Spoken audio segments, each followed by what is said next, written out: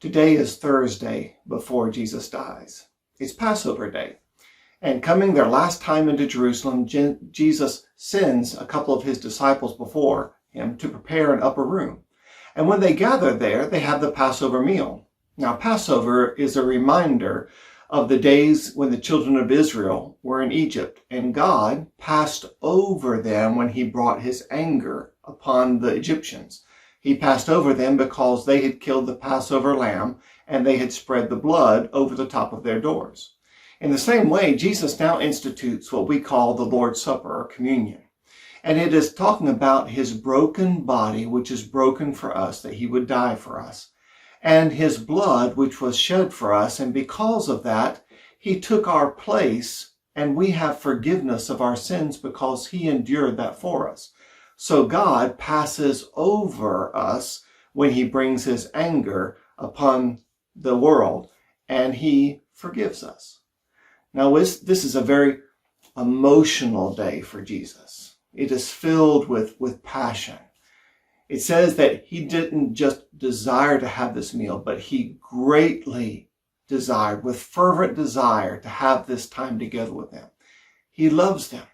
This is why the Apostle Paul in the book of Hebrews says, because of the joy that is set before him, Jesus endured the cross and he despised the shame.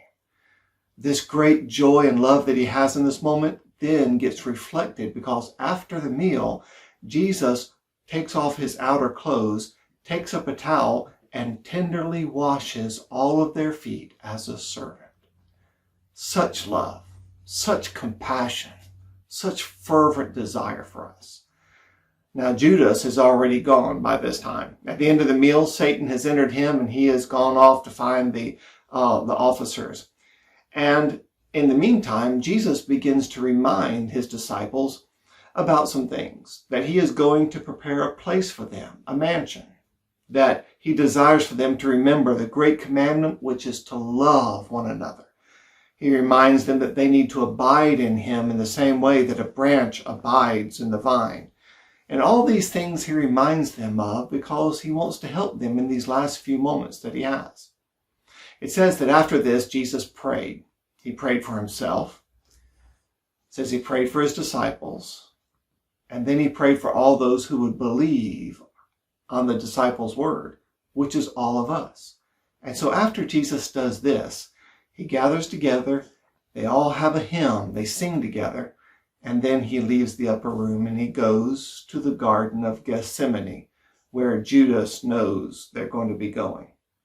When he gets there, we find even more emotion coming off of Jesus, because he's not only filled with great joy and tenderness towards us. It says that he left some of them to pray, or there in one place. He took 3 of them a little bit further in, and then he said to them, "My soul is sorrowful, even sorrowful enough for death." So Jesus, knowing that he's not only going to die a terrible death, but he who knew no sin was going to become sin for us and take the weight of sin upon himself. Jesus spent some terrible time there praying together just with the Father over this terrible thing that was going to happen. And after he finished praying, such a passionate time of joy, such a passionate time of sorrow, he came out, and that was when Judas walked up. It says that the soldiers arrested Jesus. His disciples ended up fleeing, and Jesus was taken to Annas' house. That's Caiaphas, the high priest's father-in-law. And after he spent some time there in trial, they took him to Caiaphas' house, and that's where he stayed until the early hours of the morning. Today is Thursday. There's just one day before Jesus dies.